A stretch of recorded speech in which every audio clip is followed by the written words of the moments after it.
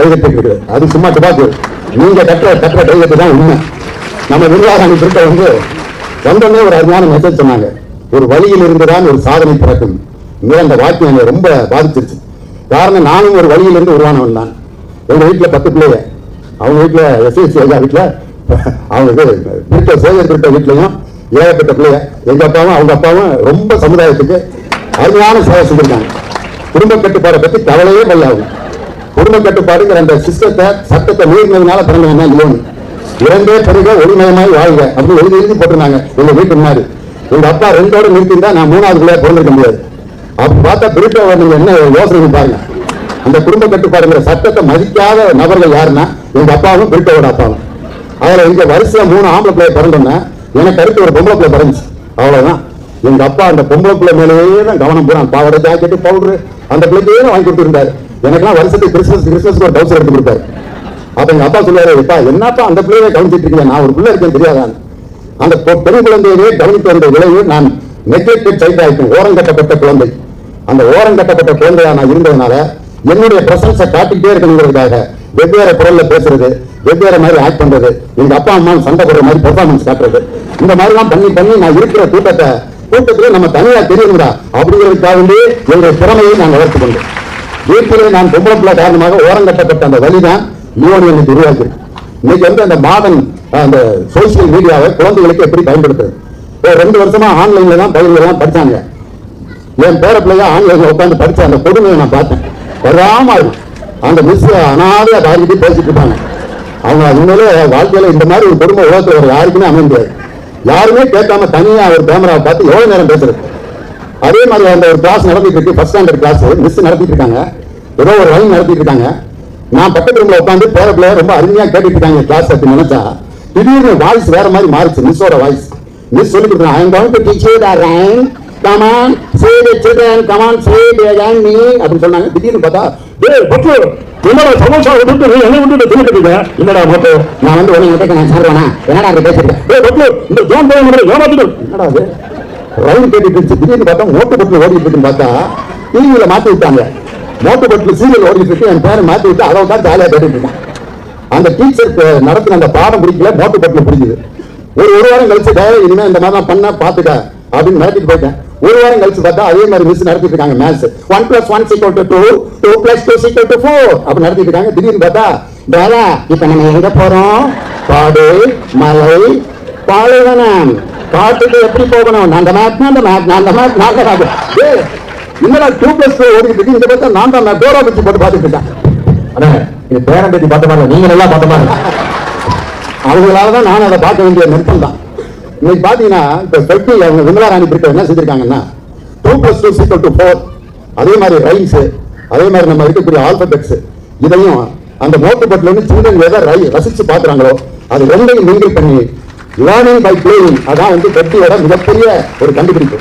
Learning by playing, விளையாடி கொண்டு ஒரு கல்வியை கற்றுக்கொள்வது.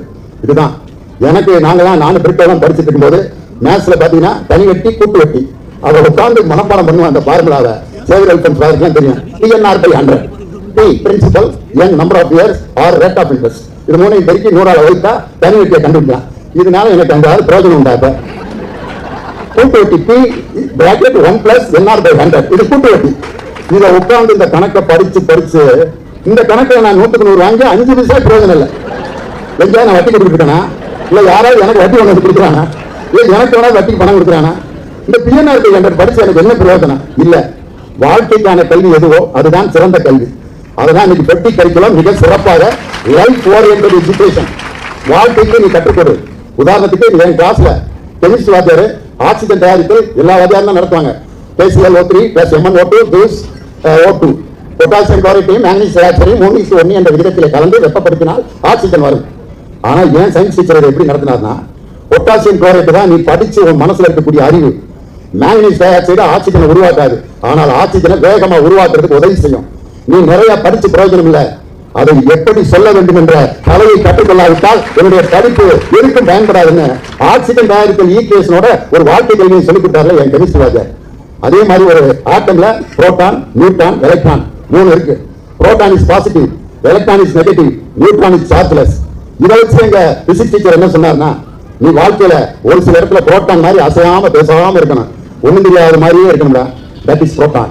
சில சமயத்துல எலக்ட்ரான் மாதிரி வெயிட்லெஸ்ஸா இருந்தா நீ உலகம் முழுவதும் எங்க வேணாலும் சுத்திட்டே இருக்கலாம். புரோட்டான் மாதிரி ரிஜிட்டா எப்பவும் இருக்காத, எலக்ட்ரான் மாதிரி வெயிட்லெஸ்ஸா கொஞ்ச நாள் இரு. அதே மாதிரி எலக்ட்ரான் மாதிரியும் புரோட்டான் மாதிரி வெயிட்டாவும் வெயிட்லெஸ்ஸாவும் இல்லாம நியூட்ரலா கொஞ்ச நேரம் நீ இருந்து பழகு.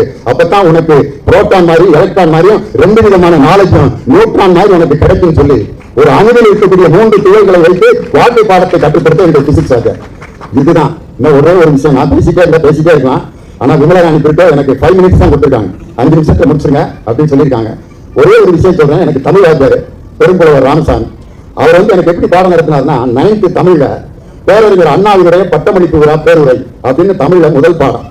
அந்த பாடத்தை எல்லா தமிழ் வாத்தியாரும் எப்படி நடத்தியிருப்பாங்க? அண்ணா அவர்கள் இப்படி பேசினார், மதுரை காமராஜர் பல்கலைக்கழகத்தின் பட்டமளிப்பு விழாவில் இப்படி எல்லாம் பேசினார். முதல் கேள்வி, அண்ணா பேசியது அவர் ஒரு அறிஞரின் கருத்தை கூறியிருப்பார், அந்த கருத்து என்ன அப்படின்னு கொஸ்டின்ல கேட்பாங்க, எழுதுவான் இல்ல. ஆனா இது தமிழாசிரியர் எப்படி நடத்தினார்னா அண்ணாவினுடைய குரல்லையே அந்த பாடத்தை நடத்தினார். அந்த பாடம் முழுவதும் அண்ணா பேசுற மாதிரியே வாசி காமிச்சார். ஆய்வறிதல் வேண்டும், அதற்கேற்ற அஞ்சாமை வேண்டும் என்று சிந்தனையை செயல்படுத்திவிட்டு கொடுமையை போலத்து செய்வதற்கு உடந்தையாகி விடுவோம். பட்டம் பெற்றிடுகின்றேன், பாராட்டுக்குரிய பட்டம் எதற்கு காட்டி கழித்திடவா, அன்று பணி செய்கிற கிடைத்திட்ட ஆணையனை கொண்டிடவா. 9th ஸ்டாண்டர்ட்ல படிச்ச அந்த முதல் பாடம் இன்னைக்கு எனக்கு 1971 படிச்ச பாடம் இன்னைக்கு இந்த லோலா செய்திருக்கிற ஆடிட்டோரியத்துல மனப்பாடமா நான் சொல்றேன்னா அந்த ஆசிரியர் கற்றுக் கொடுத்த முறை. ஆனா இன்னைக்கு ஆசிரியர்களுக்கும் மாணவர்களும் நேரடியாக சந்தித்துக் கொள்ளக்கூடிய வாய்ப்பு என்பது ரொம்ப குறைஞ்சிருச்சு. இந்த மாதிரி கலைஞர்களும் ரசிகர்களும் சந்திக்கிற வாய்ப்பு ரொம்ப குறைஞ்சிருச்சு. எல்லாம் ஆன்லைனா போயிருச்சு. இது எல்லாத்தையும் பயன்படுத்தி மாணவர்களுக்கு இந்த லைஃப் ஓரியன்டட் எஜுகேஷன், அதே மாதிரி லேர்னிங் பை பிளேயிங், இது ரெண்டையும் இணைத்து ஒரு அருமையான கரிக்குலத்தை 20 ஆண்டுகள் உழைத்து உருவாக்கிய விமலாராணி பிரிட்டோவுக்கு என்னுடைய மனமார்ந்த வாழ்க்கை. ஒரு வழியில் இருந்துதான் ஒரு சாதனை பிறக்கும். அந்த வாக்கியம் என்னை ரொம்ப பாதிச்சிருச்சு. காரணம், நானும் ஒரு வழியிலிருந்து உருவானவன் தான். எங்க வீட்டுல 10 பிள்ளைங்க, அவங்க வீட்டுல எஸ்எஸ்சி ஐயா வீட்டுல அவங்க இது பிரிட்டோ சேவியர் பிரிட்டோ வீட்லையும் ஏகப்பட்ட பிள்ளைங்க. எங்க அப்பாவும் அவங்க அப்பாவும் ரொம்ப சமுதாயத்துக்கு அருமையான சேவை செஞ்சிருக்காங்க. குடும்ப கட்டுப்பாடை பத்தி கவலையே படல. அவங்க குடும்ப கட்டுப்பாடுங்கிற அந்த சிஸ்டத்தை சட்டத்தை மீறினதுனால பிறந்தவன் தான் லியோனி. 2 பெருக ஒளிமயமாய் வாழ்க அப்படின்னு எழுதி போட்டிருந்தாங்க எங்க வீட்டு முன்னாடி. எங்க அப்பா 2ஓட நிறுத்திருந்தா நான் 3வது பிள்ளையா பிறந்திருக்க முடியாது. அப்படி பார்த்தா பிரிட்டோவை நீங்க என்ன யோசனை பண்ணி பாருங்க. அந்த குடும்ப கட்டுப்பாடுங்கிற சட்டத்தை மதிக்காத நபர்கள் யாருன்னா எங்க அப்பாவும் பிரிட்டோவோட அப்பாவும். அதில் எங்க வரிசையா 3 ஆம்பளை பிள்ளைய பிறந்தோன்னா எனக்கு அடுத்து ஒரு பொம்பளை பிள்ளை பிறந்துச்சு. அவ்வளோதான். எங்க அப்பா அந்த பொம்பளை பிள்ளை மேலேயே தான் கவனம் போறான். பாவாடை, ஜாக்கெட்டு, பவுடரு அந்த பிள்ளைக்கே தான் வாங்கி கொடுத்து இருந்தாரு. எனக்கெல்லாம் வருஷத்துக்கு கிறிஸ்மஸ்க்கு ஒரு டவுசர் எடுத்து கொடுப்பாரு. அப்ப எங்க அப்பா சொல்லுவாரு, எப்பா என்னப்பா அந்த பிள்ளையவே கவனிச்சிட்டு இருக்கீங்க, நான் ஒரு பிள்ளை இருக்கேன்னு தெரியாதான். அந்த பெண் குழந்தையவே கவனித்தவருடைய விளைவு நான் நெக்லெக்டட் சைல்டு ஆயிட்டேன், ஓரங்கட்டப்பட்ட குழந்தை. அந்த ஓரங்கட்டப்பட்ட குழந்தையா நான் இருந்ததுனால என்னுடைய பிரசன்ஸை காட்டிக்கிட்டே இருக்கணுங்கிறதுக்காக வெவ்வேறு குரல்ல பேசுறது, வெவ்வேறு மாதிரி ஆக்ட் பண்றது, எங்க அப்பா அம்மாவும் சண்டை போடுற மாதிரி பெர்ஃபார்மன்ஸ் காட்டுறது, இந்த மாதிரிலாம் பண்ணி நான் இருக்கிற கூட்டத்துல நம்ம தனியா தெரியணும்டா அப்படிங்கிறதுக்காக வேண்டி என்னுடைய திறமையை நான் வளர்த்து கொண்டேன். வீட்டிலே நான் பொம்பளை பிள்ளை காரணமாக ஓரங்கட்டப்பட்ட அந்த வழிதான் லியோனி இன்னைக்கு உருவாக்கியிருக்கு. இன்னைக்கு அந்த மாடர்ன் அந்த சோசியல் மீடியாவை குழந்தைகளுக்கு எப்படி பயன்படுத்துறது. 2 வருஷமா ஆன்லைன்ல தான் பயிர்கள்லாம் படிச்சாங்க. என் பேர பிள்ளைய ஆன்லைன்ல உட்காந்து படிச்ச அந்த கொடுமையை நான் பார்த்தேன். வருதாம இருக்கும். அந்த மிஸ் அனாதையா பாடிக்கிட்டு பேசிட்டு இருப்பாங்க. அவங்க உண்மையிலே வாழ்க்கையில இந்த மாதிரி ஒரு கொடுமை உலகத்துல வேற யாருக்குமே அமைய முடியாது. யாருமே கேட்காம தனியா ஒரு கேமராவை பார்த்து எவ்வளவு நேரம் பேசுறது. அதே மாதிரி அந்த ஒரு கிளாஸ் நடந்துட்டு இருக்கு, ஃபர்ஸ்ட் ஸ்டாண்டர்ட் கிளாஸ். மிஸ் நடத்திட்டு இருக்காங்க, ஏதோ ஒரு ரைம் நடத்திட்டு இருக்காங்க. நான் பக்கத்து ரூம்ல உட்காந்து பேர பிள்ளைய ரொம்ப அருமையா கேட்டுட்டு இருக்காங்க கிளாஸ் அப்படின்னு நினைச்சா திடீர்னு வாய்ஸ் வேற மாதிரி மாறிச்சு. மிஸ்ஸோட வாய்ஸ். மிஸ் சொல்லி கொடுத்துருக்காங்க, I am going to teach you the rhyme. Come on, say the children, come on, say behind me அப்படின்னு சொன்னாங்க. திடீர்னு பார்த்தா, டேய் பட்லு, என்னடா சமோசா விட்டுட்டு நீ என்னை விட்டுட்டு தின்னுக்கிட்டு இல்லடா மோட்டு, நான் உன்னை விட்டுட்டு நான் சாப்பிடுவேனா, என்னடா அப்படி பேசிட்டு டேய் பட்லு, இந்த ஜான் போய் நம்மளை ஏமாத்திட்டு என்னடா அது ரைம் கேட்டுட்டு இருந்துச்சு. திடீர்னு பார்த்தா மோட்டு பட்லு ஓடிட்டு இருக்குன்னு பார்த்தா டிவியில மாற்றி விட்டானுங்க. மோட்டு பட்லு சீரியல் ஓடிட்டு இருக்கு. என் பேரை மாற்றி விட்டு அதை உட்காந்து ஜாலியாக கேட்டுட்டு இருக்கேன்.